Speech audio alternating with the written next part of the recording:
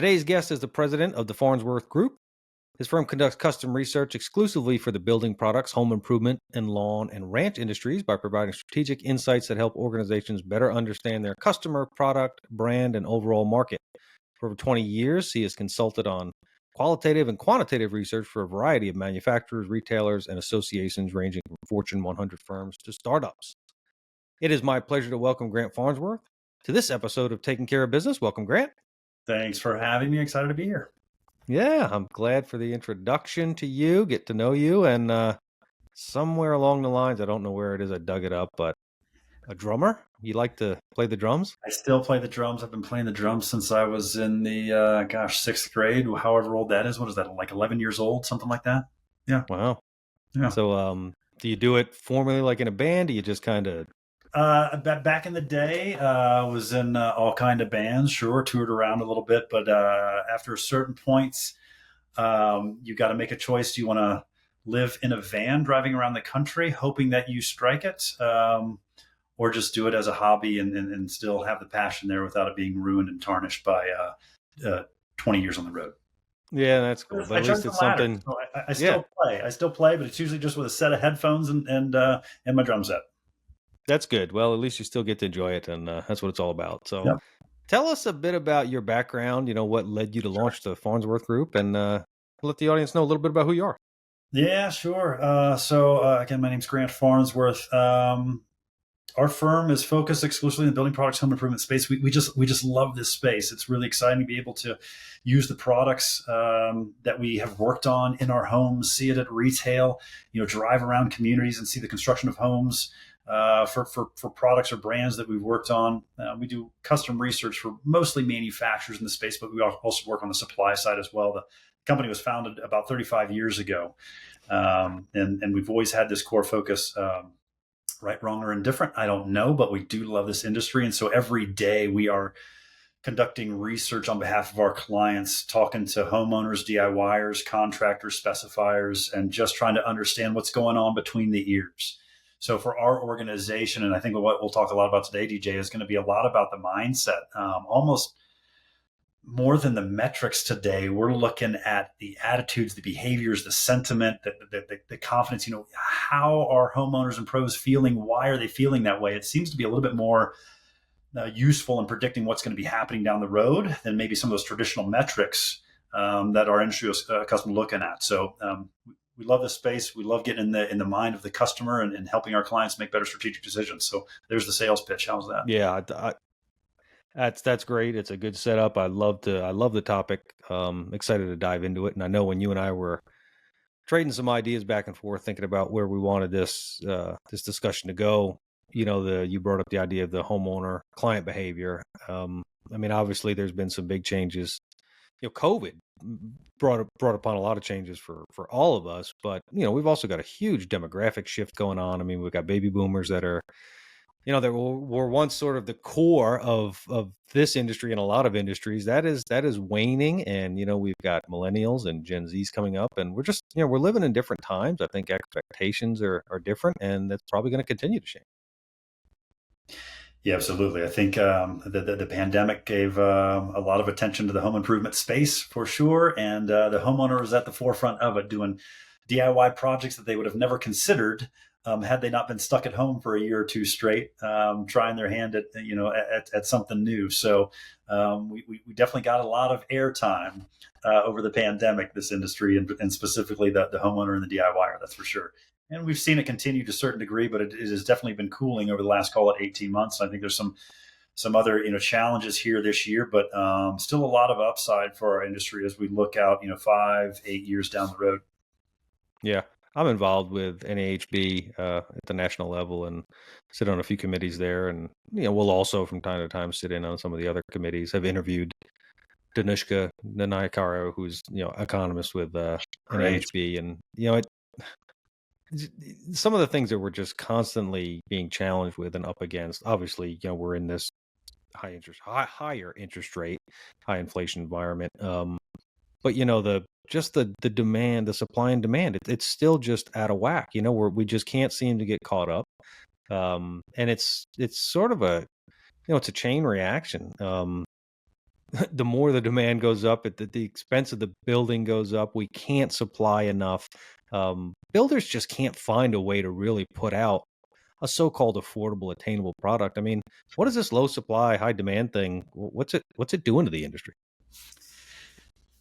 Well, there's certainly some negatives, right? So, I mean, the ability to scale up and build quickly is going to be limited. You historically have those three L's, right? Labor, land, and lumber. All three of those have their inherent challenges. I think there's a fourth L called logistics.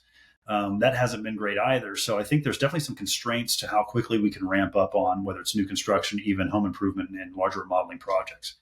But the lack of inventory on the housing side is really a key piece to what I see is the foundation of the industry right now. And that lack of inventory, which is expected to continue for who knows how long because of the limitations on how quickly we can ramp up on starts, that lack of inventory therefore drives high home prices. I mean, it's supply demand 101. If you ain't got it to sell, when you do have it, it's going to cost you something. And so those high prices then are translating into high home equity.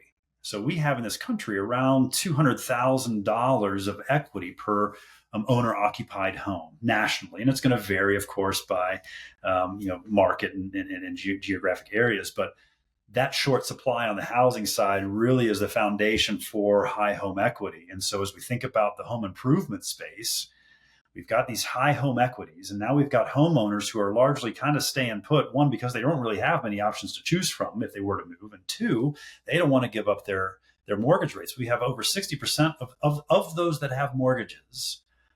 Over 60% have a sub 4% mortgage. That's a tough thing to walk away from. So that lock-in effect Yeah, is real. golden The longer handcuffs. these mortgages stay elevated, right, the longer people are probably going to push off moving out of their house. So we've got this nice little storm a brewing where we've got some good equity. We've got some homeowners that want to do work on their home. They may not want to move, so they're staying put, and they have these larger projects that are probably looming in the background of, if I'm going to stay here for another 10 years, then we're going to do that kitchen, right? We're going to pop the top. We're going to, whatever it is, I think we're teeing ourselves up for some larger projects, probably as we get into 2025. Once that consumer confidence turns from neutral into positive and feeling confident about spending money, I think we're going to see some return to some larger projects, more contractor orientation as we get into 2025 because of those underlying fundamentals of some of the supply and demand that you were bringing up. Yeah. I am a builder and a remodeler myself. I think the audience here is a little bit more geared towards the custom builder space. Yeah. What do you see? I mean, remodeling going to stay strong. There's no doubt. But from the new home, the custom build side, do you think there's some opportunities there? I mean, with this equity, will that equity lead to? I mean, right now it's difficult because they're challenged. They're struggling to find lots, or like you said, they maybe don't want to get rid of that interest rate that they have right now. But I mean, equity is a positive thing. Is that going to result? Do you see in some increases in new starts on the custom side? I think so. I think so. So Yeah. I think there's one thing to say the rates are high. There's another thing to say that the rates have just been unstable and we need to reset expectation. Yeah. Because if you look historically at what rates are, 6%, 6.5%, that's okay. The problem is we've had this volatility now for almost 12, 18 months of it's 7.5, it's 7, it's 8, it's 7, it's 7.5, it's 6. So the homeowner needs to feel some sort of sense of stability to reset. Yeah. Okay, 6.5, cool. I'm going to move and I'm going to take that equity and move it elsewhere. There's this other piece that doesn't get enough talk, which isn't accounted for in the housing affordability metric. Housing affordability right now is really, really low, but it doesn't account for one thing, one of many things that I think is important. About 39% of homeowners do not have a mortgage. That's a Yeah. large group of people that are sitting on probably a pretty valuable asset. So that asset can then be turned into that custom home, whatever the case may be. The custom home market, we've also seen over the last few years, has been increasing their share of housing starts. I think we've had a few months where they've been coming down a little bit, but that custom housing piece, particularly the luxury builds, as we get into the multi-million-dollar, are much more sustainable to rate increases. They typically have greater net wealth. They've got more stability financially. They have more capital available. So that high-end custom home historically can weather these times much better. But I do think there is opportunity because of the equity picture, but also because there's a large base out there that do not have a mortgage, and maybe they're ready to downsize. Maybe they finally retired, and they're ready to build their dream home that's 3 bedrooms on the same floor out in the country. So I Yeah. think there still is upside. We've seen home buyers continue to happen. Despite all of the metrics and the headlines that would say, "Oh my gosh, it's no one can afford a house." No one. That's not happening. People are still buying. There's Yeah, just it's not like happening. to buy from. You know what else isn't happening? And I can remember this too came from discussions I've had with builders, local groups, at NAHB at some of the meetings. You go back 5, maybe even 7 years ago, and a lot of discussion around the millennials are not going to buy. All they want to do is rent. That's right. That's Well, right. that's changed. They want to buy. They want to be a part of this, home ownership. This thing that is everyone wants to attain here in the USA. Are you seeing even more and more of that on the horizon? We are. There's this crest that's coming of home buyers hitting that average or the median home buyer age. Right now, the median first time home buyer age is right around 34 years old. It's been creeping up over the last many years. And so Yeah. that's this rhetoric of, oh, millennials are never going to buy, never going to buy. We're going to be a European market full of renters. That's just it. Well, they were delayed buyers compared to prior generations.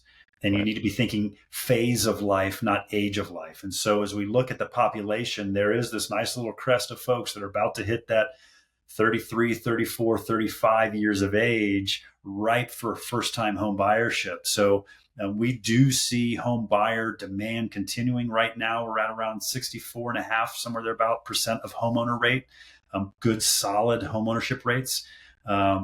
So yeah, we fully expect that. Last year, in fact, was the first time that we had more millennials own a home than millennials renting. That happened last year. So that wave has been happening. We expect it to continue for the next few years as you just look simply at populations and where those ages of the populations are hitting over the next few years. They're going to be right in that sweet spot of first time home buyer. Yeah. And of course, I'm always in the middle of the workforce discussion, and construction is always challenged with we just don't have the workforce and the That's labor, right. and it just got me to thinking as you were saying that, the millennial generation is probably more than any other previous generations. Vast majority college driven, had gone off, gotten their 4-year degrees, came back with some debt, so they probably weren't in that position to buy a Right. home. Whereas prior generations, many That's people right. were out of school and earning. That's right. Um, so yeah, that's another reason why things have probably been delayed. But is do you still and we also sometimes we will challenge the word affordability with attainability. Do you what is the big challenge there? I mean, is the affordability thing, is it as bad as everything that we hear? Is it relative to where we're at with wages and inflation, or is it really going to be a challenge? It is a challenge. I don't want to dismiss it. Don't pay attention to it. We'll be fine. It is a Yeah. challenge because at a certain point, when you move from, and I'm going to get these stats wrong, NHB does a great job of quoting some of these comparisons of moving from a 3.5% mortgage rate to a 6.5% mortgage rate is, in the range of, call it $800 a month on an average home, 30-year mortgage type of thing, or 500. It's real money, right? Yeah. It's not going from a 3.5 to 4, and it's a matter of 50 or $75 a month. So there is real affordability concern, but there is again a large group that own their home outright. We have a lot of equity to help offset some of those challenges. You've got new builders, maybe such as yourself, that are buying down rates. The affordability metric doesn't take into account all of those big production builders that have been discounting rates for the past year. That's not calculated in that affordability metric. So there is some misleading information in the affordability metric if you take it at face value. That said, yes, Right. there are still challenges, but what's been interesting to see is the first time home buyers, the millennial home buyer, are oftentimes getting some financial assistance from the boomer generation. That boomer generation still has a big chunk of the wealth in this country. That wealth has yet to transfer. And that may be one of those funding vehicles, DJ, that as we think about affordability, what can help offset that? A massive, massive generation sitting on not only a large real estate asset, but some good investments that they've had along the way. So Yeah, if their kiddos need 100K, I wish I was one of them. I'm not. Yeah, But if those kids need 100K for a down payment to make this thing a little bit more affordable, that may be something that's offsetting it. We're starting to see yeah, the trend of smaller square footage. I don't know, DJ, what you're building or what your colleagues are building, but yeah, it's starting to be a smaller footprint. So is that so? Not that we're going to solve for it, but can we put some band-aids on it for a little bit here and there, knowing that we've got just such a big demand pool that even if we exclude some and we can't meet the needs of some, we still have a lot of people that are wanting to buy and might be able to figure out a way to do it. yeah. And then the way they, I think the way they obviously are going to buy has changed. It's constantly changing. But you had also mentioned around, just the critical nature of online research, and especially as we're getting into younger generations, millennial Yeah. Gen Zs, they're going to do it more and more than previous generations. How important is that going to be for folks?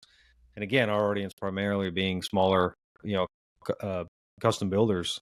What do they need to be thinking about to position themselves to take advantage of that, or getting in front of their Yeah. clients? Long story short, DJ, you got to be where the customer is, when they want it, how they want it, where they want to get it.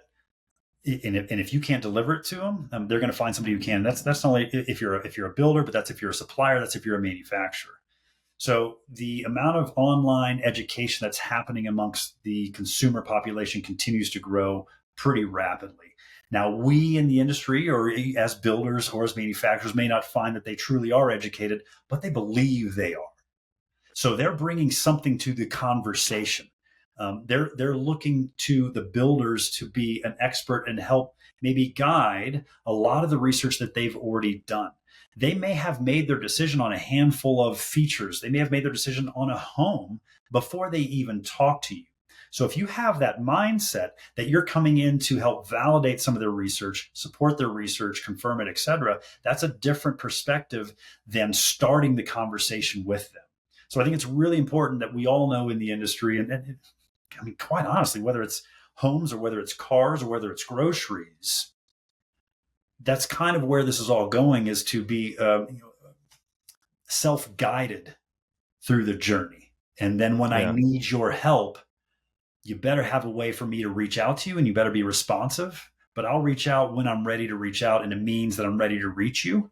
Until then, I'm good, doing the legwork. So the relationship continues to change. The knowledge base continues to change. It's been really, really fascinating to watch. And these videos that are being put up by builders and influencers, they're getting a lot of DIY and homeowner traction. I've got a number of friends that aren't, making a living in this industry, but they're following Perkins Brothers yeah, because it's just cool to watch and see how they do this stuff. And they're brief, they're short clips. So, there's a lot more out there for the homeowners to be getting informed with. That's for sure. yeah. Not sure if you're familiar with Donald Miller, Story Brand, but I just love the way Yep. he puts it that, your audience needs to clearly understand your message. If you confuse, you lose. And then what are you selling, and how can they get one in under 5 minutes? That's right. That's simplified it, and we're talking a large purchase here with a custom home, but the principles are the same. That's right. They want to know what it is. What is your product? How do you go to market? What's the value to them? They need to know it really quickly. I was talking with a colleague who sold his home out east, uh, over $1 million home, to someone that never stepped a foot inside. I Yeah. think to some of us, to me, that just seems terrifying, and I can't imagine. But that happened a lot over the pandemic, when there was just mad scramble for people that wanted to buy a house, wanted to move. It put in an offer, just get it, great, done. I saw some pictures, I did some research, I know the area, great. I looked at some maps, I'm good, great, let's do it. Yeah. So the speed with which things are happening, the level of information that customers and homeowners can get, it just continues to escalate. And, Yeah. and it's not something to shy away from. I would say don't shy away from it, DJ, right? Embrace it, because there are opportunities there where you can be a part of that process. And to your point, just be very, very clear on some messaging to help that homeowner. So Yeah. I think there's great opportunity if you embrace it.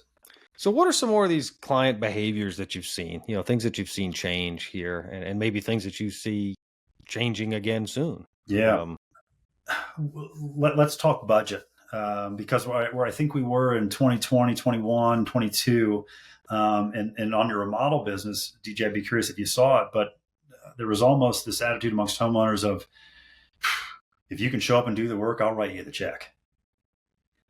Yeah. Right? Oh yeah. I just need the work done. I need the product. I need someone to do it. We've transitioned now into it all being just get here. If I can find it, if I can find someone, great. To, okay, availability is getting a little bit better, and I'm getting a little bit more price sensitive. Not that I have to have the cheapest thing in the world, but I've got more of a budget conscious going on in the work that I want to do. So I still want to do that kitchen remodel, but I've only got 80 grand to do it, not 100 grand. We're starting to see that permeate over the last, call it 9 months, into the contractor world, where they're starting to feel now that downward pressure as they finished up some projects maybe they sold in 22 or 23 without a budget mind. And now they're starting to pitch and sell and try to close these people that are a little bit more budget sensitive. I think that's going to be carrying us through 2024. So I would look out for that budget oriented consumer buyer. Again, not that you have to be the cheapest, but provide me some alternatives, right?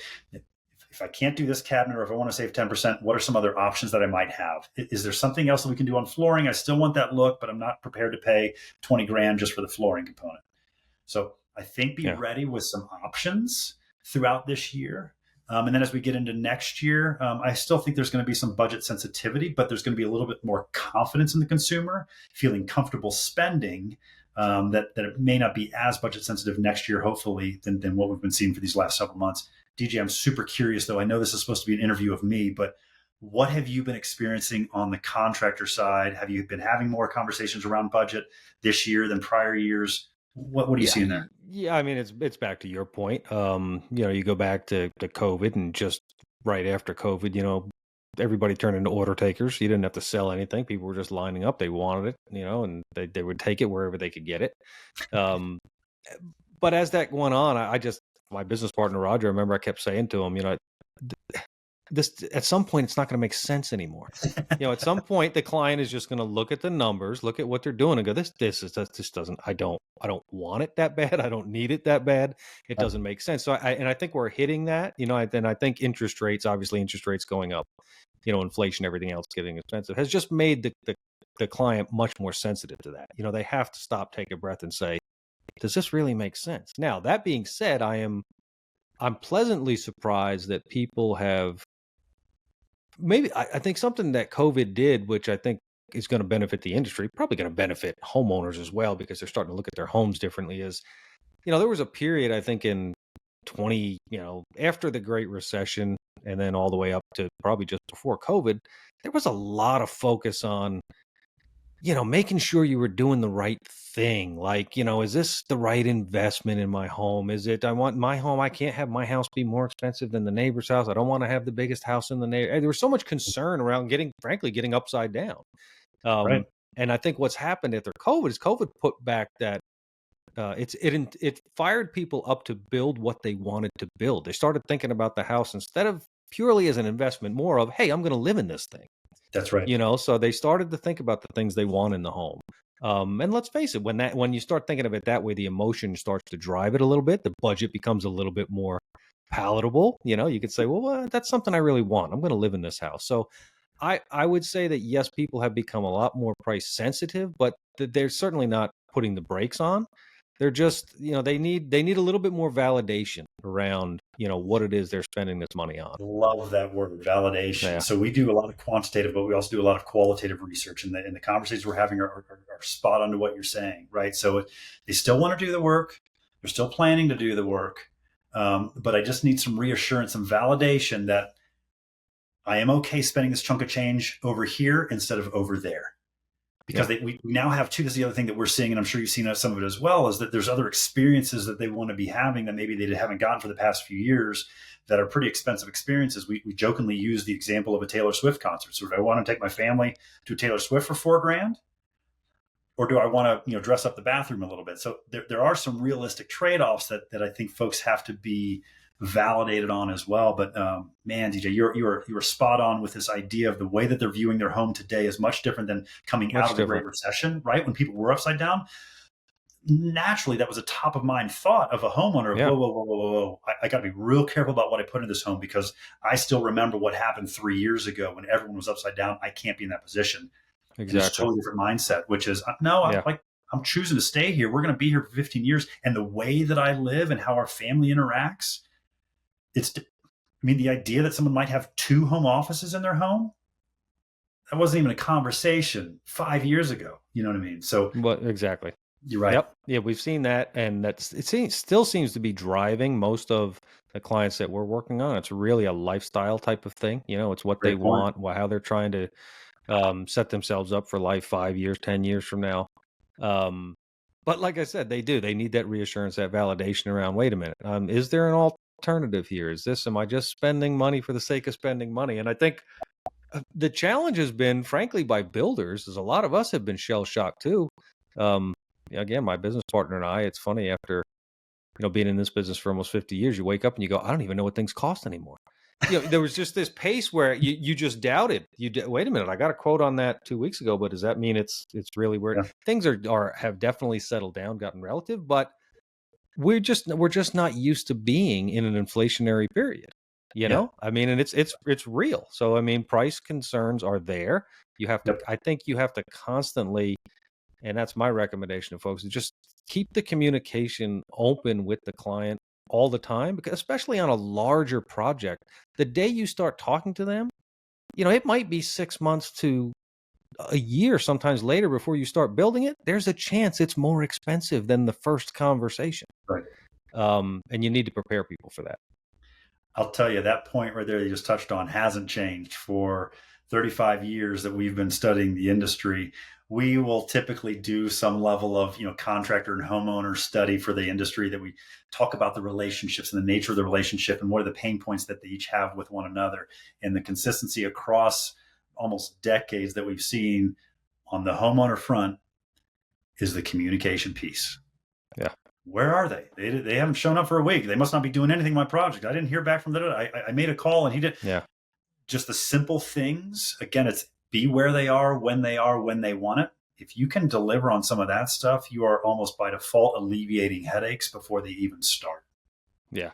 Well, I've often said, have you ever seen a bad review and it said that they over communicate? That's right. That's not going to be a problem. You should always err on that side, without a doubt. 100%.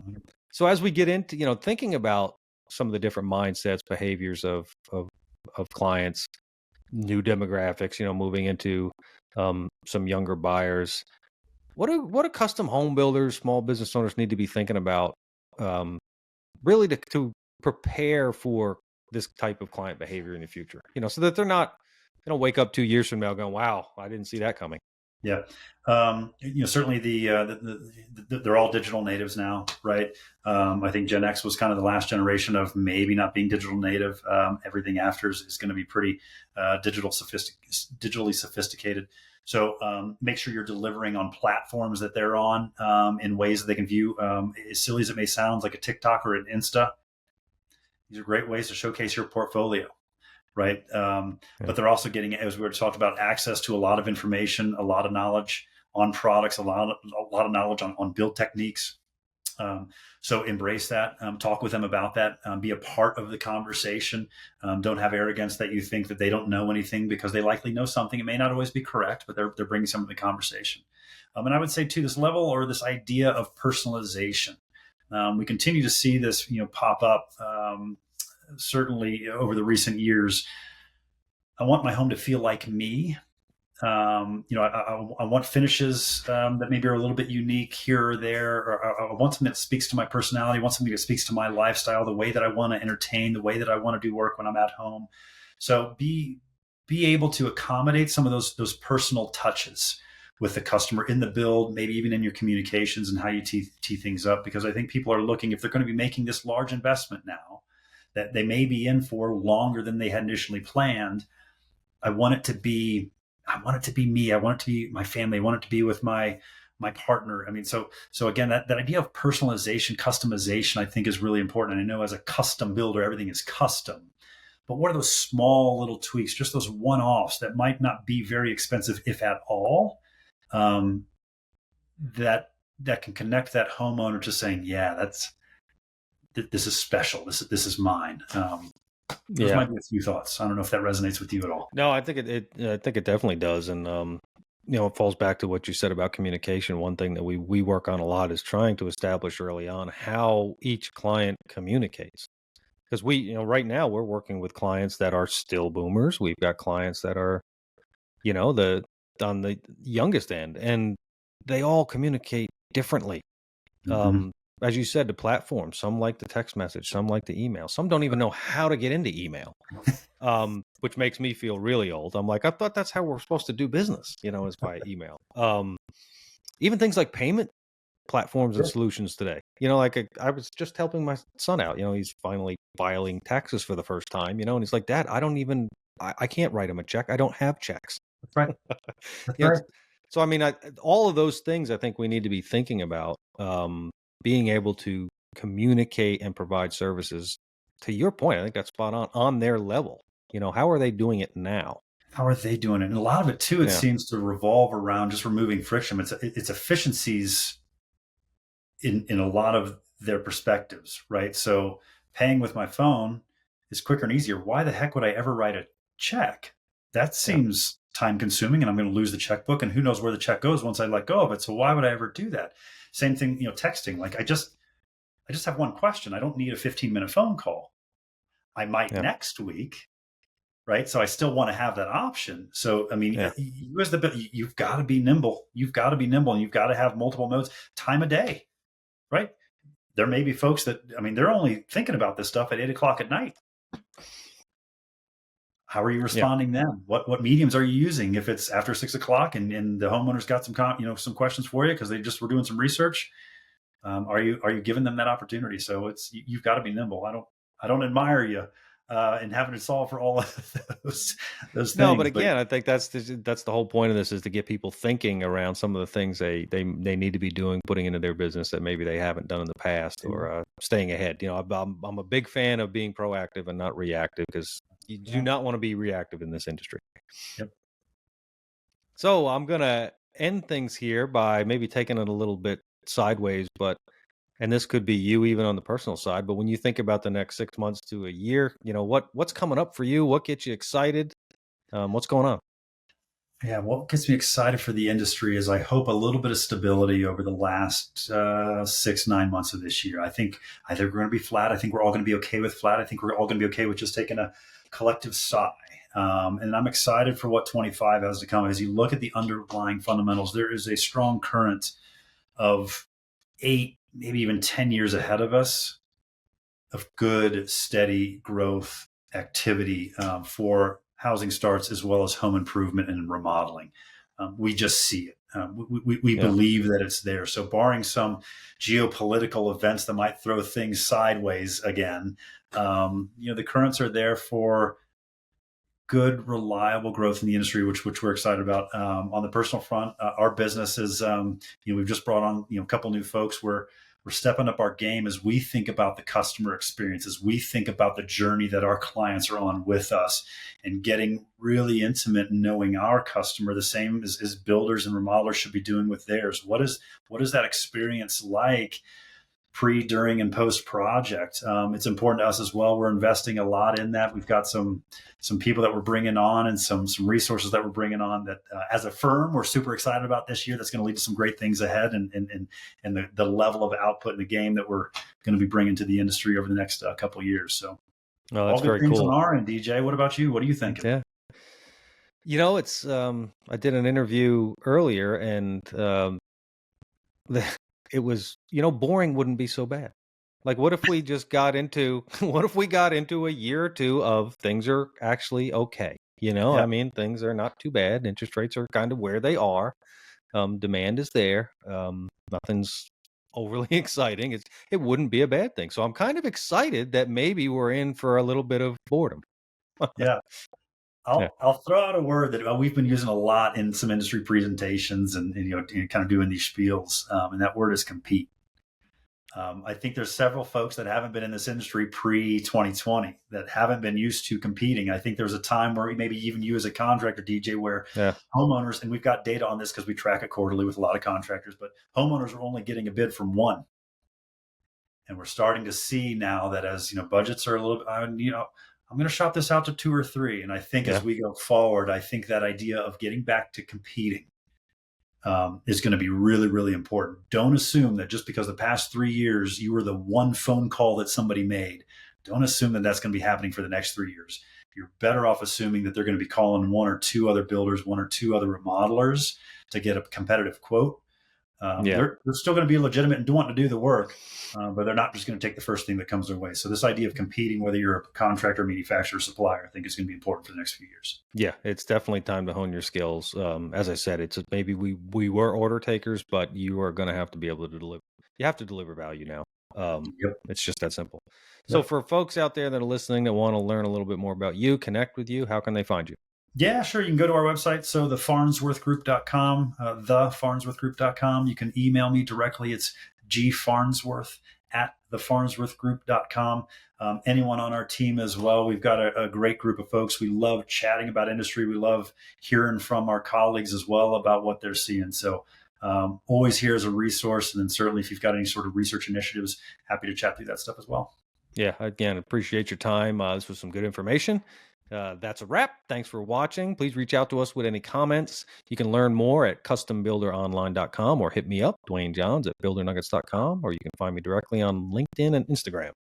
Thanks again, Grant.